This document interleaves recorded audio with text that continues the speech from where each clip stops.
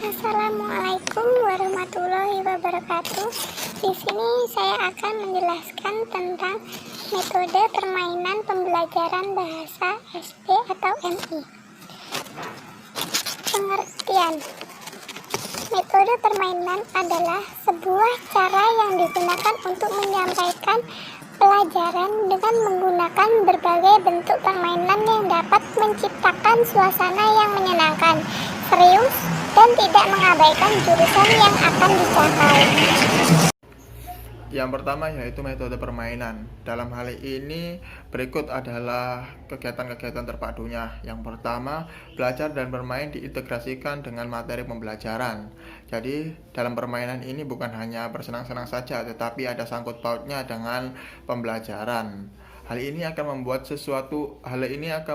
siswa menjadi senang dan semangat dalam pembelajaran. Yang kedua yaitu tujuan akhir mencapai pembelajaran yang sehat dan memperoleh mutu yang maksimal. Hal ini tentu saja dalam permainan ini siswa tidak akan diam saja dalam bangku, tetapi mungkin gerak-gerak juga. Dalam permainan kan banyak sekali contoh-contohnya. Nah, itu akan membuat siswa menjadi sehat, bukan hanya duduk saja dalam bangku. Yang ketiga yaitu permainan mempunyai aspek edukatif, dapat membentuk kecerdasan anak. Dalam permainan tersebut akan mendapatkan unsur-unsur edukatif.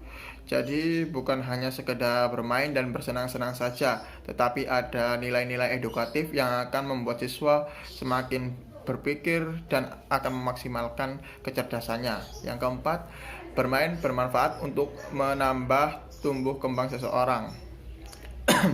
Seperti poin nomor 2, siswa tidak dituntut untuk diam saja dalam bangkunya, tetapi siswa dituntut untuk aktif dan bergerak. Hal itu akan memicu perkembangan tumbuh kembangnya. Yang kelima yaitu pada saat anak bermain merupakan bagian proses pembelajaran. Ya, bukan hanya sekedar bermain saja, tetapi ada nilai-nilai pembelajaran yang terkandung dalam permainan tersebut. Selanjutnya adalah macam-macam permainan. Ada banyak sekali macam-macam permainan. Di sini akan saya jelaskan beberapa saja. Yang pertama yaitu menebak nama. Dalam hal ini banyak metode yang dapat digunakan. Mungkin salah satunya guru memegang suatu benda lalu menunjuk siswanya dengan cepat agar dia dapat menjawabnya apa yang sedang dipegang oleh gurunya. Yang kedua yaitu permainan bahasa menyimak. Di sini guru menerangkan sebuah cerita dan siswa-siswa disuruh mendengarkan dan menyimak cerita tersebut. Ketika cerita tersebut telah selesai, maka guru akan menunjuk salah satu siswa untuk menjawab sesuatu yang terkandung dalam cerita yang telah dibacakan tersebut. Yang ketiga yaitu permainan tebak gambar. Di sini sudah sangat sekali tebak gambar. Mungkin bisa dengan gambar-gambar yang kurang lengkap, terus siswa disuruh menebak gambar apakah itu. Yang keempat yaitu permainan tebak suara.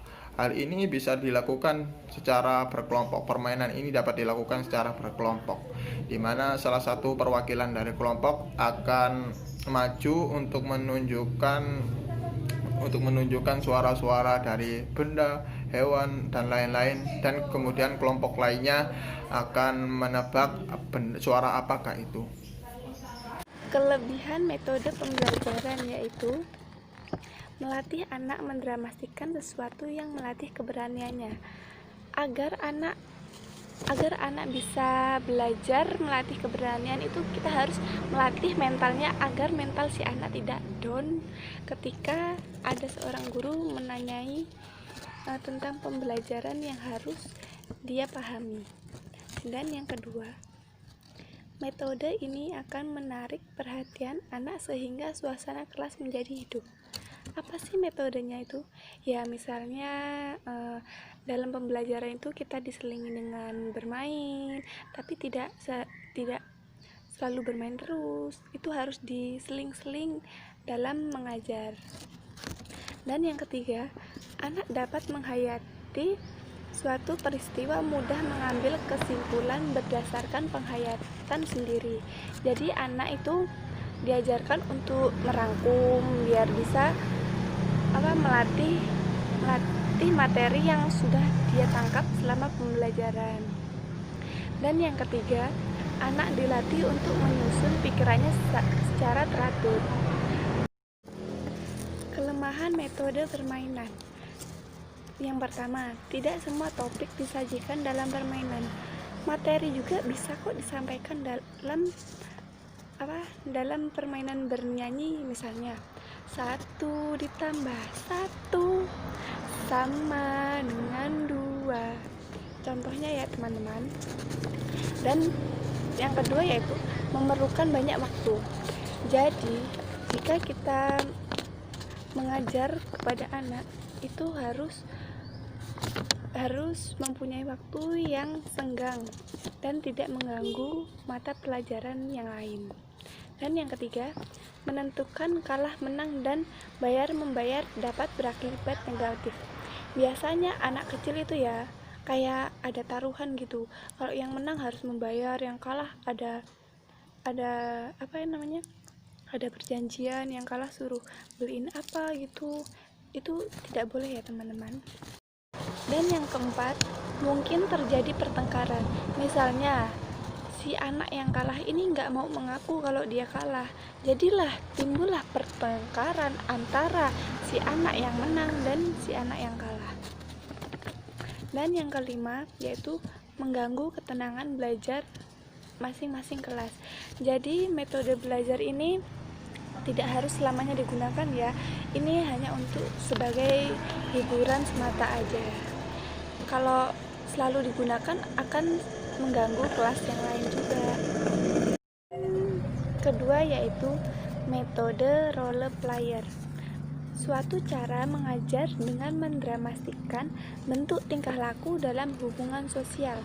Contohnya bermain drama, komedi, menari, menyanyi, bermain musik, drama tragedi, lelucon. Apa sih lelucon itu? Lelucon adalah drama yang lakonnya selalu bertingkah pola jelaka merangsang gelak tawa penonton. Terus kita bisa juga menggunakan drama opera, yaitu drama yang mengandung musik dan nyanyian.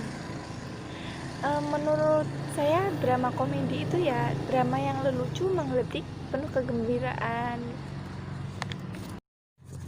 Salah satu metode role player yaitu melibatkan siswa secara aktif dalam bentuk drama yang diharapkan dapat mempermudah pemahaman siswa terhadap materi pembelajaran dan mencapai tujuan pembelajaran.